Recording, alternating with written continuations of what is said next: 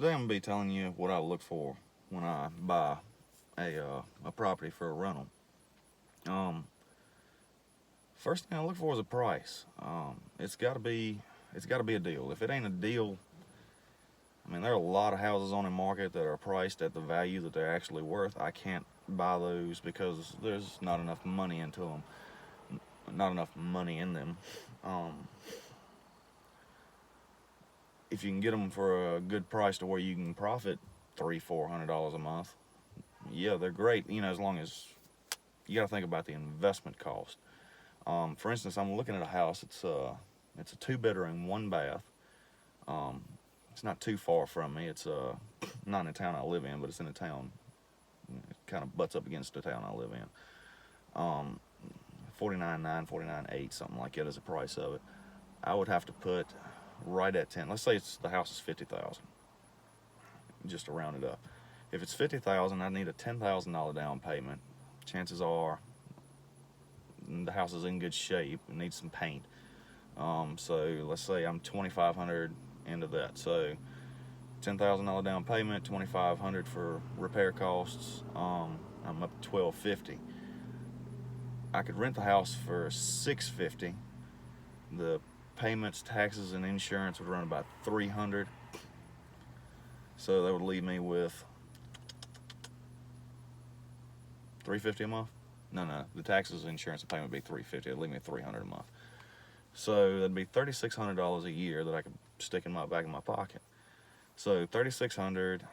You think about that for 3 years would be 36, 72, 10.8 in 3 years. So take me about 3.5 years to get my initial investment of $12,500 back. But then after that, I get that $12,500 every 3.5 years. So that's kind of the things I look for when I'm looking at properties. Don't get excited. Don't when you're looking at your properties. I get mine off MLS. It's just the easiest way to do it. If you ride around looking for houses, we do that too. We hadn't bought any like that yet, but we do ride around and kind of just see what's for sale by owners. There probably will be a time that I will get one like that, but for right now I get all of mine off MLS. What I'll do is I'll go on MLS in my area. I go off of Realtor.com, and if I can figure out how to do it, I'll put a link to that underneath the video. But I go to Realtor.com. I put, this is the area I'm looking for houses, which with me it's either in the town I live in or in 2 or 3 little areas close to where I live at. And then I always type in, they can say most relevant listings, and I'll go to the lowest price. That way you have a list. It starts with the lowest and works its way up. The lowest price house is not always the best house, but that's the way I do it, just so I can have it in kind of an order and see what it's looking at. And then when you do that, the first thing that's going to pop up is just going to be empty land. You get an acre of land without a house a whole lot cheaper than you can get a house. So then I'll type in that it's got to have at least 1 bedroom. And then it'll show all the houses. So now you have a list of houses priced from lowest to highest. You can just go down and look at them and see what they go for. You find one that you're interested in. You say this house is going to rent for X amount of dollars. Click on that house, look at it, make sure, if it needs paint, awesome, paint it, whatever. But they have an estimated mortgage payment. Now, the ideal thing would be to get a 30-year mortgage. That way your payments are lower. You can stretch the mortgage out a little bit longer. You don't want to try to pay these mortgages off because, you're taking the interest off on your taxes, so it's not costing you anything to hold the mortgage. So that'd be ideal. Unfortunately, I cannot do that. My bank only allows me to take out 20-year loans on these investment properties. But anyway, you can click right there on the website. It'll give you, it'll tell you what they're estimating the mortgage to be. You tell them how much you're going to put down and how long, what's the length of the loan, and they will give you your payment. Now to that, you're still going to have to figure taxes, insurance, stuff like that. And if I ain't mistaken, I think they estimate that too on down at the bottom. I always just estimate it as being around $100 for the taxes and insurance. But different areas, the price is going to be different. Then, what you're going to want to do, look for houses for rent in your area. They'll give you or in the area of the house you're looking at would be the most ideal thing, and they have to be similar. You can't compare a 3-bedroom to a 3-bedroom 2-bath to a 2-bedroom 1-bath, but look for similar houses for rent in close to the same area. You say, well, if this house is going to rent for this much, and it's best to try to keep an eye on these things, because if it's been sitting on there for 9 months, chances are yours isn't going to rent that high. Theirs aren't either. They're just wishful thinking. So you take the price of something that is renting. Once you see something come off the market, and do this. Study these things. Study how much houses rent for in the area. It'll help out a lot. But if you have a house and the payment, taxes, and insurance is going to be $300, you're going to rent it for $650, profiting $300 a month. Takes you 3 years to get your money back. That's, in my opinion, that's a good deal. Because for the rest of your life, you're going to get that money back every 3.5 years. Once you're gone, your kids are going to get that money back every 3.5 years, and et cetera, et cetera, et cetera.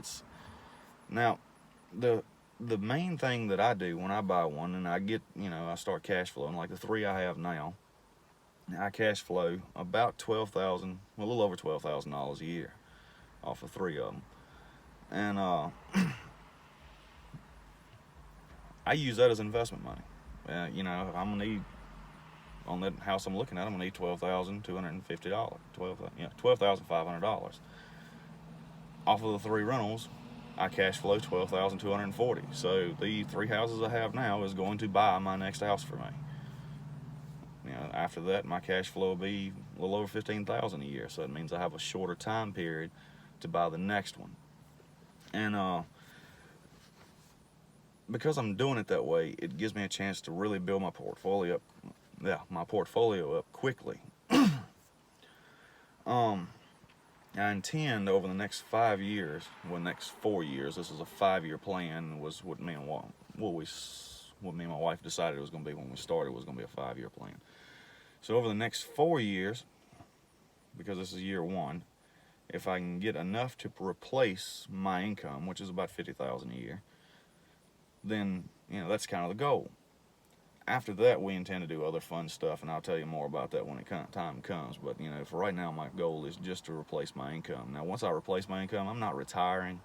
I'm going to continue to work and continue to build my portfolio up fast, and I can still do the things I want. I enjoy my job, so if you enjoy your job, you're not really worried about quitting immediately, And there are ways to do this faster. Taking on partners would really speed up the process, and I might take on partners later on, once I get more experience with it and everything.